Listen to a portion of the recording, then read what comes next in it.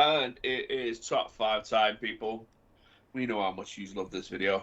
We absolutely do. Obviously, the last one was our current top 5 AEW and WWE superstars, active superstars. Yep. You've been and watched that one. You've seen your comments below. Go through the comments on that one if you want to, fellas. But it's subjective, that one, really, isn't it? It's nothing really anything to debate. That's what people's views are. Yeah, it's what they enjoy now. They're all relatively the same anyway. Yeah. So if you watched that video, obviously you know this top 5 is debuts and returns. Any company, any wrestler, anytime, any era. But yeah. So where should we start today? Should we do debuts? Because it makes sense to start with a debut and then return. Yeah, then finish with a return, which is how it generally happens. Up here for thinking. I'm not saying the rest. Someone will get excited. We're not getting into that. So, as usual, we'll go 5-5-5, 4-4-4. We'll do it like that. Okay. Top 5 debuts. So my number 5, as Big E would do, is Kurt Angle in TNA. Funny enough, my number 5 is Kurt Angle in TNA. Look at that. Ted? You never guess what? JD McDonough. Keith Lee. Mine is Adam Cole in NXT. You've not said it right. Do it again. Adam Cole, baby, in NXT. It was just sick. It came out of nowhere. That really, you had Red Dragon. You had like Kyle O'Reilly. It was the champ at that point. Who did the attack? Drew was the champion. He was in the corner. Fish and O'Reilly had him in the corner. Yes, that was it. So you had Kyle O'Reilly one week versus him on NXT. Then you had Bobby Fish the week afterwards, which were two like, oh my god, like Red Dragon in NXT. And then, as say, Adam Cole just came out of nowhere at the next takeover, and I just loved how it played out at the end. It was just so good. And say, what about you boys with Kurt Angle? Because obviously you said who it is, but you didn't really give a breakdown. Mate, it's Kurt Angle in TNA. It's the best version of Kurt Angle. Best version of Kurt Angle. Percocets, roided it up. We knew he was coming because it was the promos were obvious who it was. He just left WWE, and he was just fucking a machine.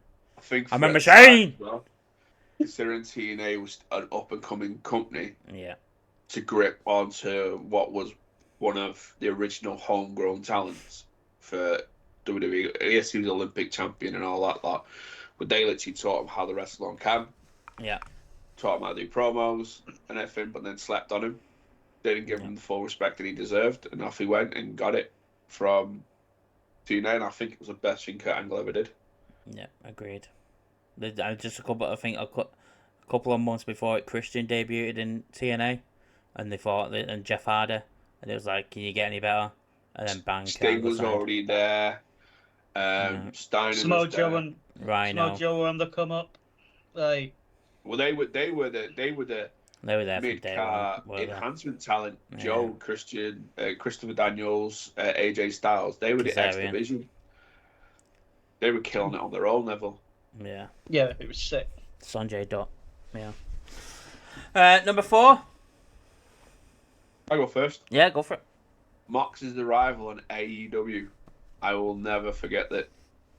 It was a match between Kenny and Jericho.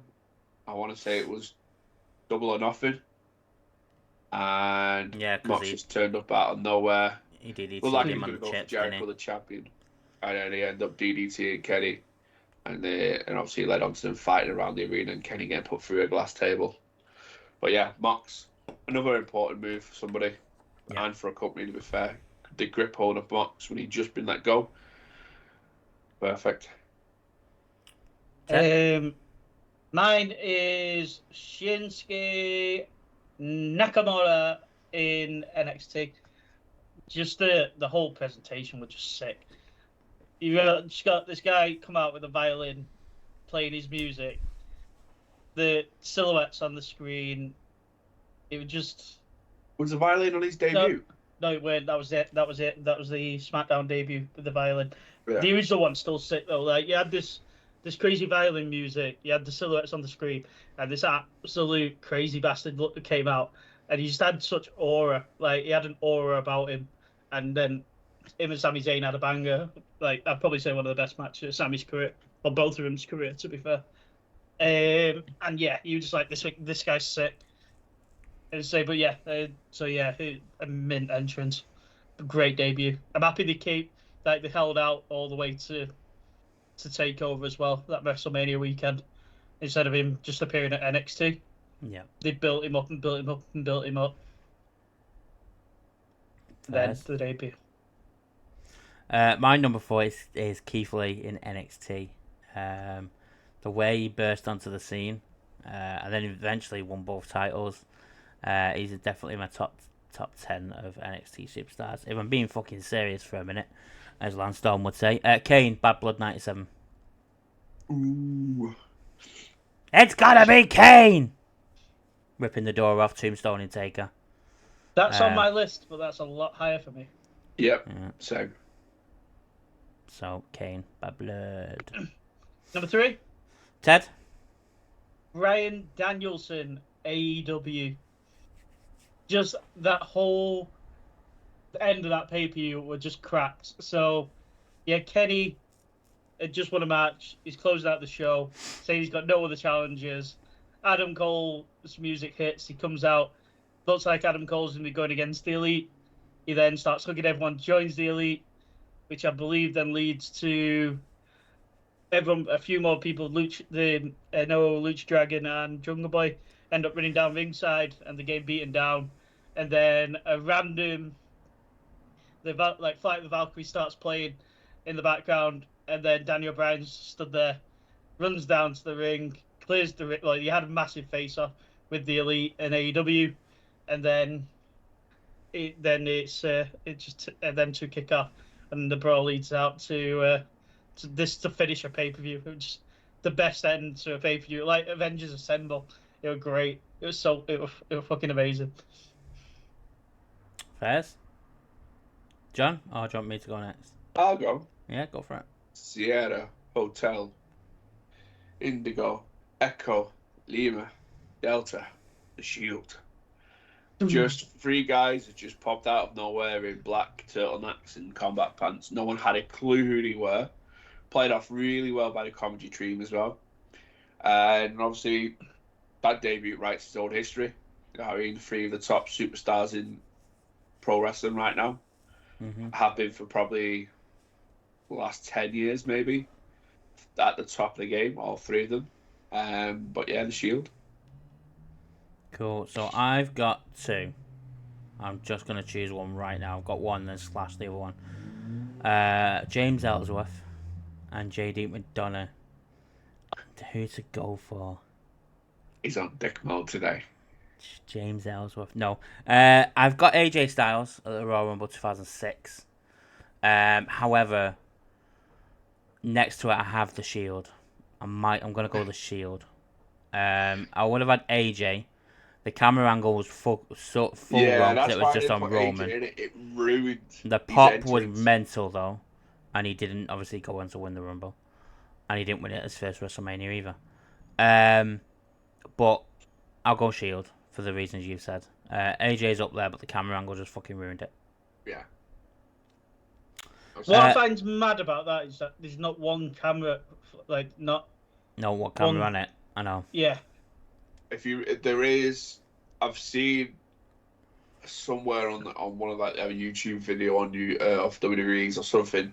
There is a camera that captures it, and they do use that new angle of capturing him come out. But I can't tell you where it was. It's still not been. You think they would have edited it into the Royal Rumble, like pay-per-view now? But no, I have seen the full entrance of he's pulling his hood back and all that. Number 2, I've got John Cena. SmackDown. The Ruthless Aggression. Yep. Choice. Absolute kickstart. The era of the whole thing. Yeah, exactly. I nearly forgot all about that one. to be really honest. Otherwise, it would have been on my list. Slapping Kurt Angle, and then he's now the GOAT. He Yeah, deserves to be on exactly. the list. My number 2 is Chris Jericho, debuting against The Rock on Raw. It was just what a way to debut. No one nobody interrupted The Rock. As they then, you have the countdown going down to 0, and then Jericho came out and held his own against probably the best talker in WWE at that point, probably Austin. Because Jericho rocked up. Yeah, Yeah. exactly. But yeah, that's my number 2. Bryan Danielson, AEW. Pretty much echo what Ted said, but at the same point, I think I popped a little bit more for it because at this point we were under the pretenses that Bryan Danielson can only wrestle part-time, and he seemed to be like a company man at WWE at that time because they looked after him during his injuries, gave him commentary role, GM role, kept to the payroll, but yeah, then he popped up in AEW, and the rest is history there as well.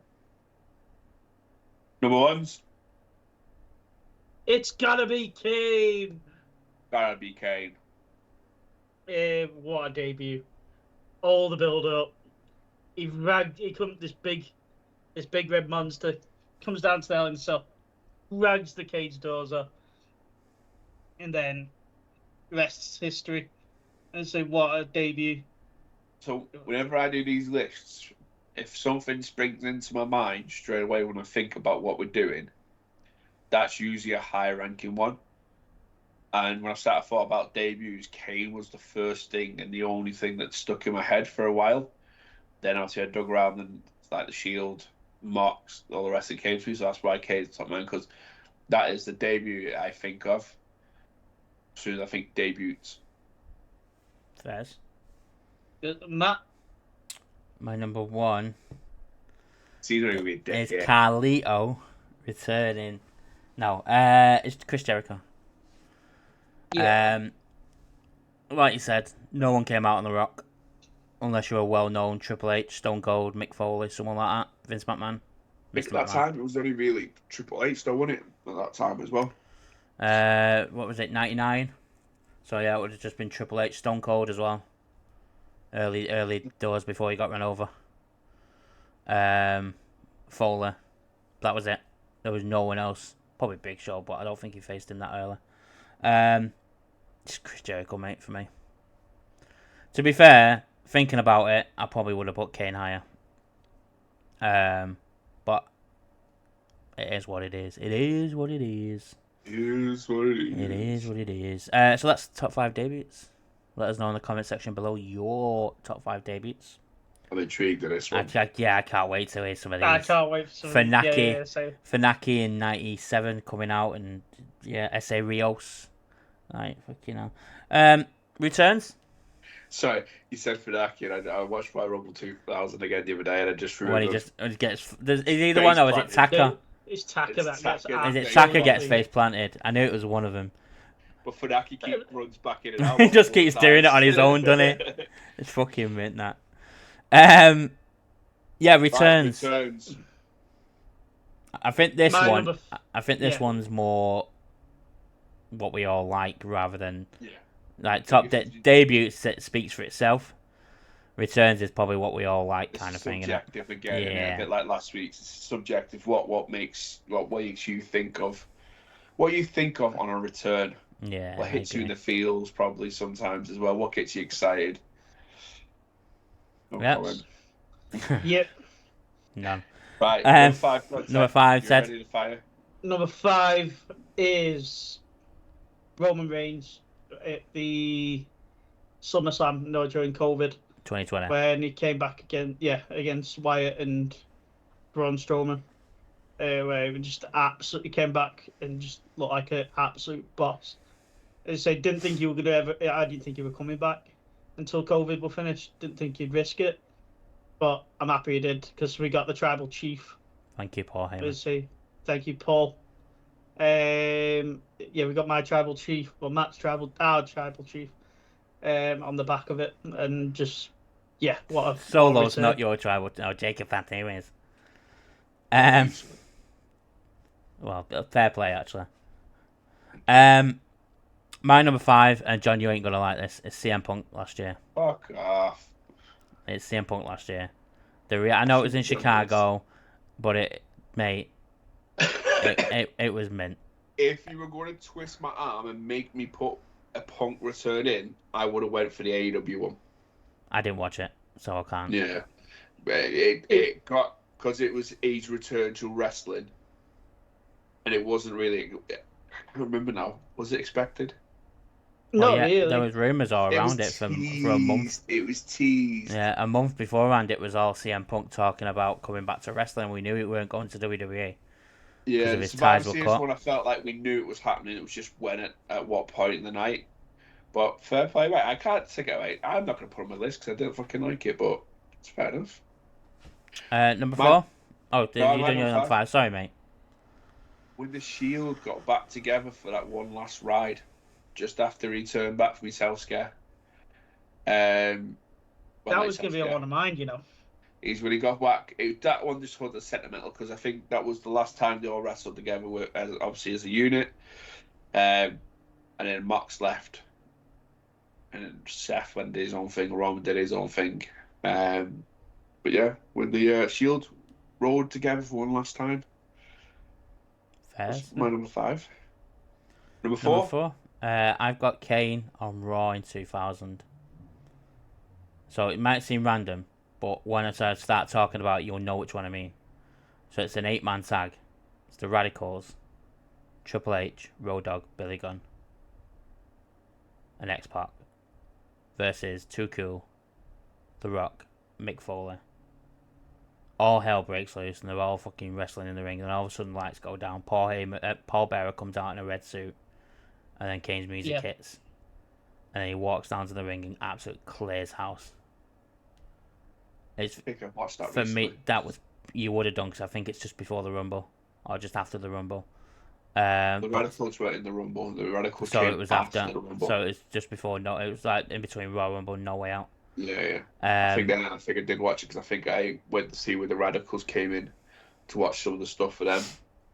Early doors. For me, that was just. It was watching it at the time. Didn't really understand it. Watching it back now, I still got goosebumps watching it. It's fucking mint. Kane's just set that era. My number 4, these are both probably going to go, why is it so low down the list? Mm-hmm. The Hardys at Mania. I didn't even think about them, to be honest with you. Absolutely popped for it. I remember it. Very clearly. I think we spoke about this the other week. No one thought that they were returning back. They just wrestled a match the night before. They were doing the belt collector thing all over the world. And then, the New Day come out. We all thought we were going to get the New Day in the match. And then, their music popped and the crowd went mental. I can attest to that. Wow, was you there, Ted? So that number 5, weren't it? That's everyone's number 5. No, that was number 4. Number 4. We're on number 4. Have I done my number 4? No. So my number 4 is the same as yours, John. Hardys. Yeah. It's like Is that because you were there? And they were tailgating across Florida, so they were like, "There's no chance, it's them." So it were an absolute write-off, like for us that were even there, and it sent more out of possibility, because we knew that they were on another part of Florida, which blows my mind every time I think about this. But yeah, let's say that's my number 4. I've had a mare there, I'm just thinking about my number 4, and as much I love it because it's a peak attitude era for me. That I think the Hardy Boys was one of part 4. Shit. Oh well. Number 3. John. Okay. Ted. Who went? Edge at the Royal Rumble. Edge's return at the Royal Rumble, number 3. Not in my list. Fuck off. It's not in my list. Fuck right off. It's not in my list. There's no way this has not made your list. It's not in my list. I forgot about it. Bollocks. You've got Keith Lee or something at number 1, haven't you? No, I know I have. James Ellsworth. No, Edge's return. No one was expecting that one. Again, his music hit. Out comes this crazy looking Edge, going mad, and Edge. No, I remember. And Matt crying. I cried again. Yeah, every time he sees Edge. My number 3 is The Undertaker from Judgment Day 2000. Now, the whole ending of it was a clusterfuck. However, the whole build-up to The Undertaker returning, and we all thinking it was the Ministry Taker, and he was coming back all dark, and he came back as the American Badass. It's still fucking mint that he just came out and chokeslammed everyone, and obviously the ending was the ending, but that's one of my favourite returns. I'll always go back and watch. Ted? My number 3 is Mr. Cody Rhodes returning at WrestleMania. It was the biggest hidden secret in the world. Yeah, I haven't put that in the list because it was I didn't. Actually, is it a re-debut? To be fair, it's a return. He returned. I was saying it's a return. It's a return. Yeah, no worries. I wanted to put Edge on there, but I just couldn't find a space, and I thought I might be able to get out of the technicality by having technically both. If Cody Rhodes didn't count, but yeah, Cody's got to be my number 3. Just the return of this conquering hero from AEW, who, for me, I thought was with his good friends, but obviously not the case by what I can see. We'll never really know because they're all sealed documents that no one's allowed to talk about. But they're still good mates. He Too Sweet and did the Bang Bang at Thingy Mania when he won. Yeah, They're still mates with him. He said he never had a fallout with anyone. It was just time for him to go. He has. There's a bit more deeper down to it, but it was the yeah. right But time. I mean, he wouldn't. He's not gonna. He won't go into it because of all the shit that's signed and stuff. The stuff he won't go into will be financial. Yeah. For him. That's the stuff he doesn't want to talk about. But he has openly said it was the right time and the right place for him to return back. He shot himself in the foot at AEW when he booked himself to never be able to win the world title. Yeah. Matt will vouch for it. Didn't like that return. Really didn't like that return. No, he didn't. I loved it. Is that when we started doing it? We started doing this after that, didn't we? Yeah. Did not like that return because I was a Cody AEW guy. Yeah, he didn't. He's proper. I got a little bit fed up with Cody. And I was like, at the time, because I hated AEW, I was like, fuck you AEW stands. But yeah, I was absolutely fuming that he turned up. Absolutely fuming. Buzzing with the match, great match that they turn up with, take on Seth Rollins in his first ever match in WWE again. But hey ho. Was it your number 4, Ted, or 3? That was number 3. You done your 3, Matt? I've done mine. Taker, Judgment Day. Number 2. You going first? Me? I'll go first. Yeah. John. Yeah. My number 2 is John Cena returning at the Royal Rumble. I was gonna say which fucking one. It was so good because that New York crowd absolutely lost their head, and then all of a sudden everyone went, "I'm gonna fuck him in it. We don't like him." And then so like the pop of everyone going mad that he made this miraculous comeback, and then it was hey, wait a minute. Fuck you, John Cena, and then everyone just started booing him again, and it was just great. And I remember the No Mercy, just like the week after he had to give up the title, and it was all done, and Orton had no one to feud with, and at No Mercy the year before, the title changed hands 3 times. Yeah, Orton won it, then Triple H won it, then Orton won it back. Yeah, or twice, so it's two times, but yeah, no, it was mental. My number 2. Triple H to Raw after his quad injury.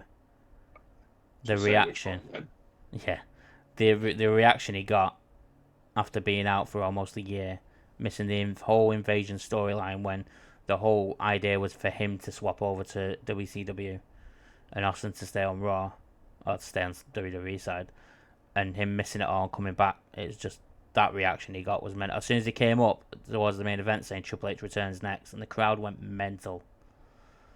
Still get goosebumps watching it. Yeah.